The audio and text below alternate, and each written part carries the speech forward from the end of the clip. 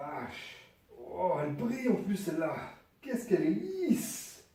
Oh, oh c'est l'alcool. Oh. Hein?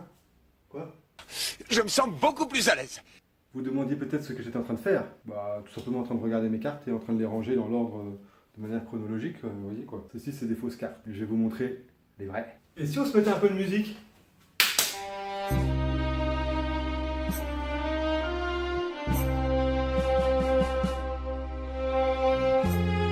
Non, pas celle-là. Ouais, celle-là. Donc comme vous le voyez, moi je collectionne ce qu'on appelle les Power Level ou les Super Battle. Donc là c'est que des fausses, je vais vous expliquer un petit peu après comment distinguer les vraies des fausses. Il faut savoir que Dragon Ball, Dragon Ball Z, Dragon Ball GT référence une quantité astronomique de collections de cartes. Et donc aujourd'hui moi je vais vous présenter ma collection de Super Battle Power Level. Donc pour commencer, moi j'ai un classeur type vraiment classique, un classeur de cours qui permet de ranger vraiment la quantité de cartes. Ici c'est la partie 1 et j'ai acquéri très récemment la numéro 1 que voici. La numéro 1, super belle. Donc bien entendu je ne vais pas tout vous montrer, je vais vous expliquer un petit peu les différentes caractéristiques des Power Level. Donc là vous le voyez, il y a un petit logo un peu différent, c'est une collection HK. HK comme Hong Kong. Et donc c'est une collection qui est un peu de moins bonne qualité que la collection comme celle-ci où il y a écrit Made in Japan. Donc vous avez trois types de collections. Les Made in Japan, les HK que vous voyez écrit juste à côté de Bandai. Donc c'est une collection qui est authentique. Seulement elle est un peu moins chère que la Made in Japan parce que la qualité est un peu moindre. Vous voyez il y a quelques petits défauts. Vous voyez le Z qui est pas totalement dans le cerclage. Et vous avez également donc les françaises. Donc voici la partie 1 que j'ai acquérie il n'y a pas très longtemps sur eBay. Donc ici vous voyez un petit point rouge. En fait j'ai spontanément collé ces petits autocollants rouges pour déterminer les cartes qui ont double face. Parce qu'effectivement il y a des cartes cachées. Donc à vous de les retrouver. Vous avez des sites bien entendu qui vous permettent de déterminer et de référencer les cartes double face et les cartes donc cachées. Et donc moi c'est dans les années 90 que j'ai commencé la collection des cartes. Et donc j'allais dans le 13e arrondissement, du côté des frères Tang, pour acheter ces cartes-là et aller au box. Donc les petites boîtes où on tournait la molette, on mettait 1 franc à l'époque. Et on avait toutes ces cartes-là. Donc là vous voyez c'est une carte double. Et donc j'ai commencé ma collection comme ça dans les années 90. Donc j'avais une dizaine d'années. Donc voici une carte double. Voilà. Et donc ensuite, dans les bureaux de tabac, on en trouvait un petit peu partout, donc même en province. On trouvait des cartes Power Level un peu partout, on se laissait changer au collège. Je me souviens, on jouait à balancer des cartes contre des murs, et la carte qui était plus près du mur remportait la carte de l'adversaire. Ça déglinguait les cartes, mais effectivement, on a trouvé des jeux comme ça pour acquérir de nouvelles cartes, on se laissait changer, etc. Et donc, j'ai abandonné un petit peu après, avec l'âge, à l'adolescence, etc. Et puis, je sais pas, une quinzaine d'années plus tard, quand j'ai eu mes premiers salaires, j'ai continué la collection en achetant des régulars donc j'ai réabandonné quelques années après. Et puis là, c'est vrai qu'avec l'arrivée de Dragon Ball Super à la télévision, j'ai ressorti le classeur qui était dans un placard chez mes parents en province. Et donc du coup, j'ai continué ma collection et là, effectivement, il m'en manque plus qu'une petite trentaine. Il manque notamment des doubles cartes. Donc ça, c'est une carte qui n'a jamais été décollée. Comme la précédente, vous avez vu, je l'ai décollée très facilement. Celle-là, elle n'a jamais été décollée, donc elle a un peu plus de valeur. J'arrive quand même à la décoller. Double carte. Donc je ne vais pas toutes vous les montrer, bien entendu, ça, on y passerait des heures et des heures. Vous voyez une carte cachée. Celle-là, ça, je ne le savais même pas. Je l'ai découvert là, il y a, je sais pas, un petit peu moins d'1 an. C'est une carte cachée, il y a une double carte derrière. Donc vous voyez, c'est une régular, et en fait, elle vaut de l'or parce qu'il y a une carte qui est cachée. On appelle ça des cartes unpeeled. U-N-P-E-E-L-E-D. Donc cartes jamais détachées. Donc ils ont un peu plus de valeur que les cartes qui sont détachées. Mais je vous rassure, je l'avais déjà détachée. Donc voilà, c'est une carte max qu'il y a derrière. Avec toute la MIFA. Voilà. Vous avez les différentes parties. Donc vous en avez 20 ou 21 je crois. Pareil, une autre carte cachée ici. Petit point rouge. Vous avez le site Koleka. C-O-L-E-K-A, qui est très bien, que j'adore, qui référence beaucoup de cartes de collection, pas notamment Dragon Ball Z. Vous voyez, c'est une carte française. Le grand combat. Donc je vais pas vous faire toute la collection, je vais aller un petit peu plus vite. Je vais vous expliquer Donc là, vous avez toutes les GT après. Les cartes max, donc moi il m'en manque encore quelques, bah, il me manque, il y en a 4 de mémoire, et là j'en ai qu'une, que celle-ci. C'est un coucou 4, donc elle était bien décollée quand même. Elle a bien vécu parce que je m'en souviens encore la voir, assez simple, hein, les françaises, vous voyez, elle a bien été usée. Les françaises, franchement, elles ont, je pense, ouais, je vais pas dire de bêtises, mais bien 10 ans. Hein. Je les avais au collège, 98, donc voilà, j'ai encore des petits trous un peu partout. J'espère que vous pourrez m'aider aussi à en trouver. Si vous en vendez, n'hésitez pas à me solliciter. Ça, c'est une des cartes que j'ai eues récemment, que j'aime beaucoup, beaucoup, beaucoup, beaucoup.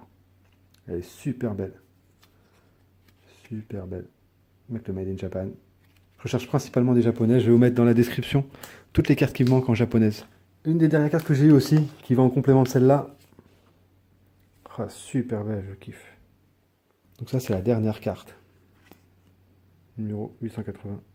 Et puis donc, j'ai quelques autres collections, dont celle-ci, qui ressemble à des Power Level. C'est marqué Power Level. Et en fait, non. Je me suis renseigné, il y a 81 cartes. Le nom de cette collection,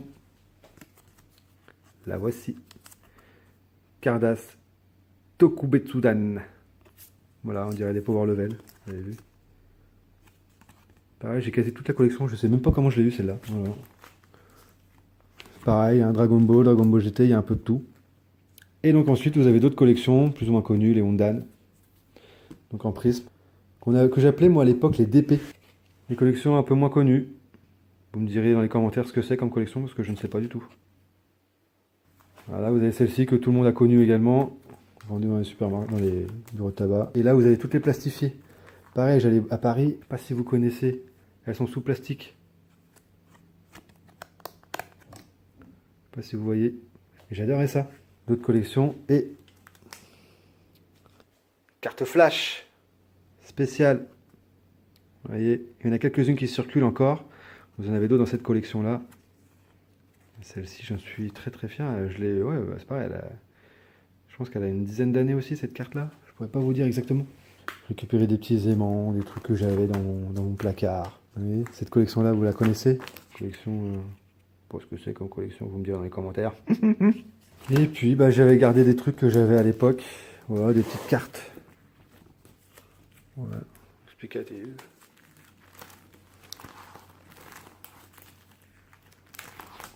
Voilà, des trucs que j'avais récupérés d'un peu partout. Le film, bien entendu, 31 octobre, ça date. Quelle année? Allez, quelle année? Petit quiz. Et dans le magazine Club Dorothée, il y avait souvent des petites BD, donc qui reprenaient le manga. Avec les petites histoires. Les posters. J'en ai gardé plein, les posters. Celui-là. J'adorais ce poster-là.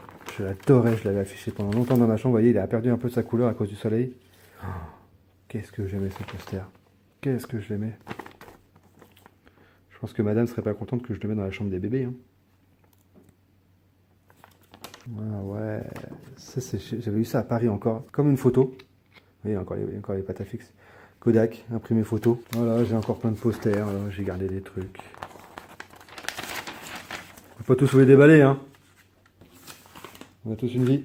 Et donc, comment déterminer les vraies des fausses cartes? On va regarder celle-ci déjà. Ciao aux yeux. Bah déjà, celle-là, il faut savoir que c'est une carte régulière, donc c'est pas une prisme à la base. Donc là, les prismes, on sait pas trop pourquoi. Vous voyez ici, si j'arrive à bien terminer, le logo ne brille pas, donc c'est synonyme de fausse carte. Regardez à l'arrière, la couleur est dégueulasse. Aucun Made in Japan. C'est simple, hein. Si c'est japonais ici, ça doit être écrit Made in Japan derrière. Celle-là, c'était une régulière à la base. Même combat, la même chose. Celle-ci, c'était une régulière.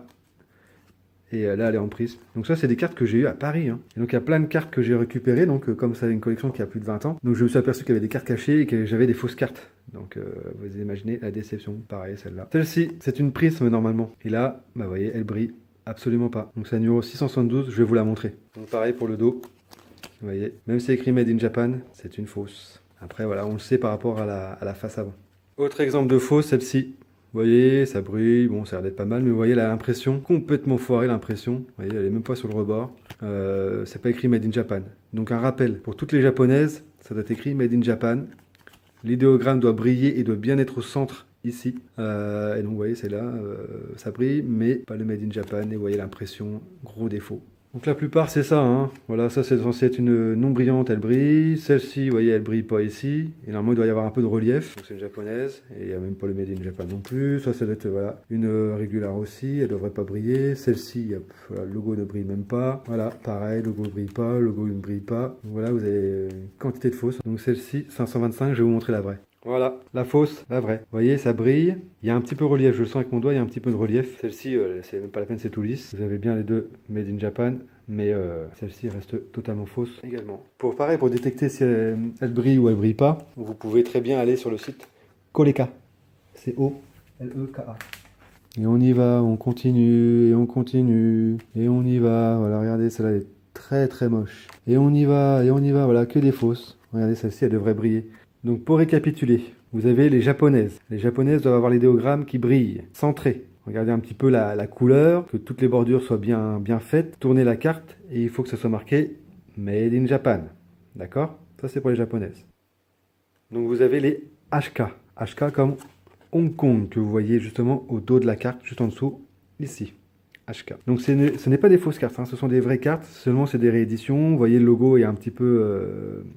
un peu défectueux, il n'est pas centré, surtout quand vous regardez vraiment de près, c'est pas exceptionnel, c'est pas totalement propre comme sur une japonaise. Mais encore une fois, les HK sont des vraies cartes, seulement elles coûtent un peu moins cher car de moins bonne qualité. Et donc pour finir, vous avez donc les françaises qui bizarrement ont plus de valeur que les japonaises. Moi personnellement je préfère l'originalité avec les japonaises. Donc les françaises c'est le même principe. L'idéogramme doit être un peu en relief, centré, donc écrit en français bien entendu. Attention au rebord, regardez bien la qualité d'image à l'arrière de la carte, ça se passe un peu différemment. Donc vous avez les petits logos super autour de l'idéogramme japonais. Et donc tout en bas, vous n'avez pas le Made in Japan forcément, vous avez le Cardass Bandai avec la date 1996. Quand vous achetez une carte, faites attention au bord, qu'elle soit pas usée, qu'elle soit propre, etc. Donc difficile de voir sur internet, mais demandez des photos, etc. Donc vous voyez, celle-là, elle a bien vécu. Et donc si cette vidéo t'a plu, n'hésite pas à laisser un petit commentaire, un petit pouce bleu, à t'abonner, à partager, à faire tout ce que tu veux. Si tu as des questions, n'hésite pas à me les poser en commentaire. Si tu as des suggestions également, si tu as des choses à rectifier également, n'hésite pas à laisser un petit commentaire. Merci à toi d'avoir regardé. Salutations distinguées.